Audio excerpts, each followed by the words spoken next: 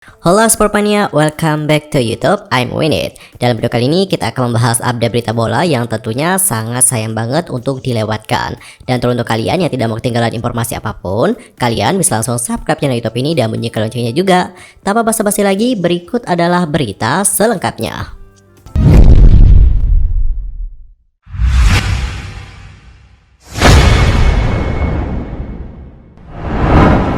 Di berita pertama, kita akan membahas tentang kans Real Madrid untuk mendatangkan Bellingham. Kans Real Madrid untuk memenangkan perburuan Jude Bellingham dikabarkan terbuka lebar. Hal itu dikarenakan sang pemain sekali lagi dikabarkan ingin pindah ke Spanyol.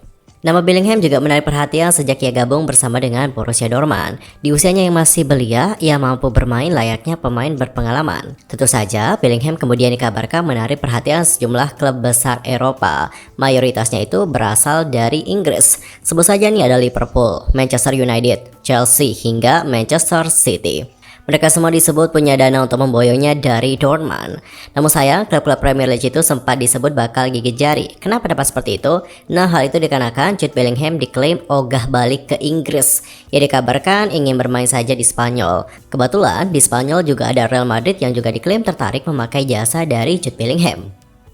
Namun kabar itu kemudian sirna secara perlahan demi perlahan. Malah ada kemungkinan bahwa untuk Bellingham kemungkinan akan pindah ke Inggris. Tepatnya adalah ke Liverpool. Sebab kabarnya keluarga Bellingham lebih suka sang pemain gabung di klub Merseyside tersebut. Dan kini ada kabar baru lagi soal masa depan dari Jude Bellingham. Kabarnya ia lebih suka bermain di Spanyol. Dan kabar ini juga dilansir dari Diario AS. Laporan itu juga mengklaim bahwa agen Bellingham sudah menginformasikan pada Madrid terkait keinginan dari sang klien. Namun laporan itu juga menambahkan untuk saat ini belum ada kesepakatan antara Bellingham dengan Madrid. Kedua belah pihak itu dilaporkan belum menggelar pembicaraan secara formal. Real Madrid sendiri sebelumnya dilaporkan mundur dari perburuan Jude Bellingham. Mereka tak lagi mengejarnya karena dua alasan. Alasan pertama adalah masalah uang.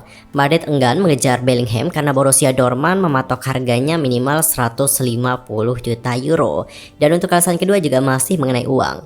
Madrid merasa keberatan dengan nominal gaji yang nanti akan diminta oleh Jude Bellingham. Di berita kedua kita akan membahas tentang Erik ten Hag yang merasa kesal melihat setan merah dikalahkan oleh Arsenal.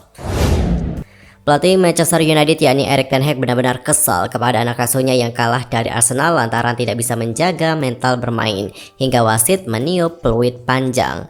Usai kekalahan yang tergolong dramatis di Stadion Emirates, ten Hag menyoroti kondisi batin dan watak pemain dari Manchester United. Adapun untuk MU secara beruntun gagal meraih poin di Liga Inggris karena kebobolan pada menit akhir laga. Sebelum kalah dari Arsenal, The Red Devils bermain imbang dengan Crystal Palace lantaran dijebol pada menit ke-90. Adapun untuk Erik ten Hag mengatakan lebih lanjut, ya bisa jadi beberapa jam ke depan kita menyadari kalau kami di posisi yang bagus, sadar kalau kami berkembang dengan bagus, proses yang bagus, tetapi saya terganggu di momen ini. Saya juga bilang kok ke pemain, kalau mereka mau meraih gelar, trofi, kami harus mengubah mental. Selain itu, Erik ten Hag juga tak menutupi dirinya kesal atas gol ketiga Arsenal lantaran para pemain tidak benar-benar merasakan pertandingan yang penting di level persaingan yang tingkat tinggi. Adapun untuk pelatih asal Belanda itu kembali mengatakan lebih lanjut, saya rasa perubahan mental bisa terjadi dengan cara latihan. Saya juga pikir kami bisa mengubahnya. Kami sudah lihat bagaimana mental pemain berubah dalam beberapa bulan, tetapi kami juga tahu kalau hari ini kami masih belum berada di level teratas. Kami tidak menunjukkan kedisiplinan dan peraturan yang kami miliki, dan kemudian kebobolan. Dan sekedar untuk informasi, dalam kekalahan dari Arsenal tersebut, MU mencetak gol lebih dahulu melalui Marcus Rashford. Eddie Nketiah kemudian menyamakan kedudukan. Bukayo Saka membuat Arsenal berbalik unggul, namun sempat dibalas oleh Lisandro Martinez. Sebuah gol lagi dari Nketiah pada detik akhir waktu normal membuat MU tak lagi meraih poin.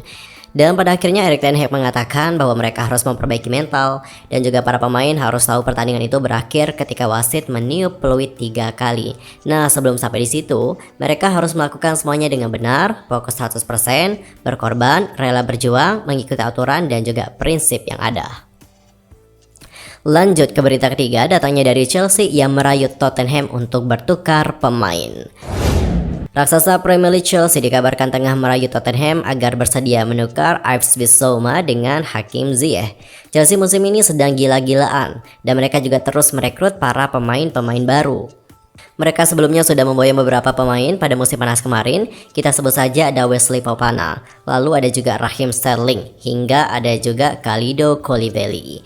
Dan pada musim dingin ini mereka kembali mendatangkan pemain baru lagi. Sebut saja nih ada Mykhailo Mudryk, lalu ada juga Joao Felix, hingga ada juga Benoit Badiashile. Namun ternyata meskipun sudah mendatangkan banyak pemain, Chelsea tidak puas. Mereka juga masih ingin menambah kekuatan tim asuhan Graham Potter. Mereka kini disebut pengincar gelandang Tottenham, yakni Yves Bissouma.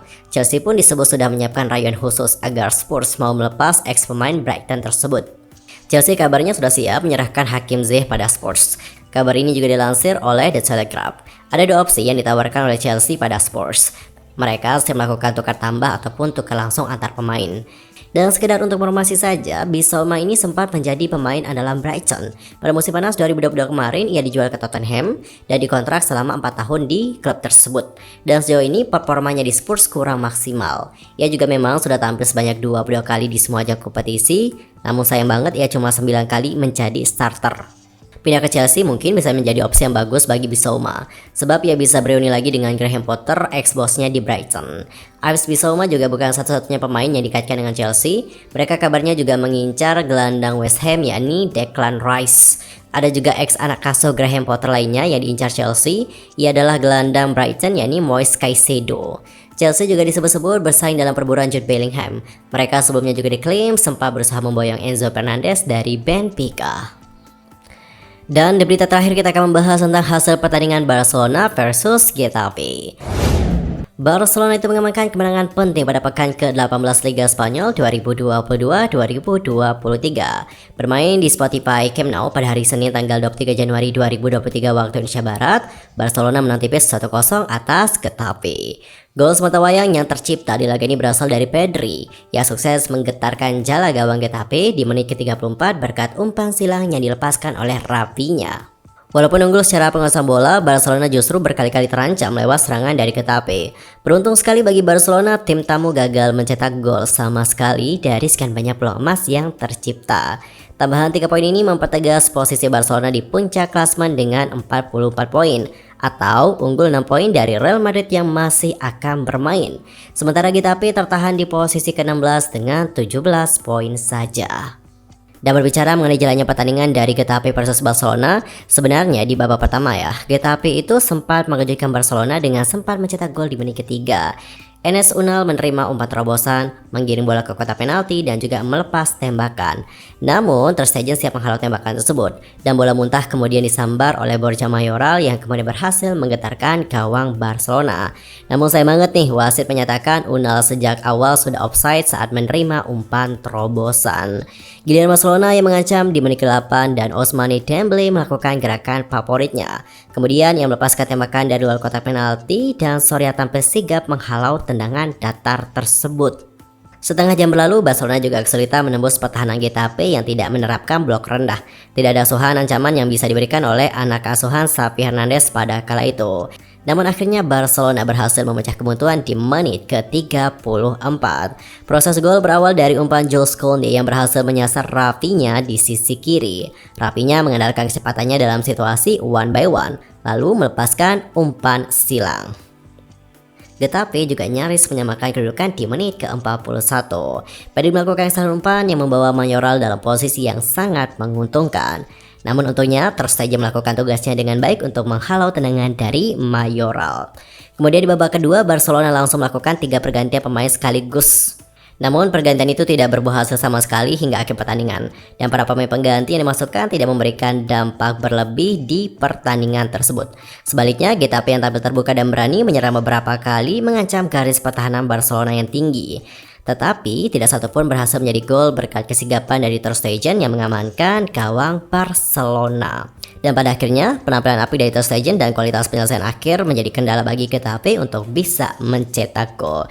Dan pertandingan tersebut akhirnya dimenangkan oleh Barcelona.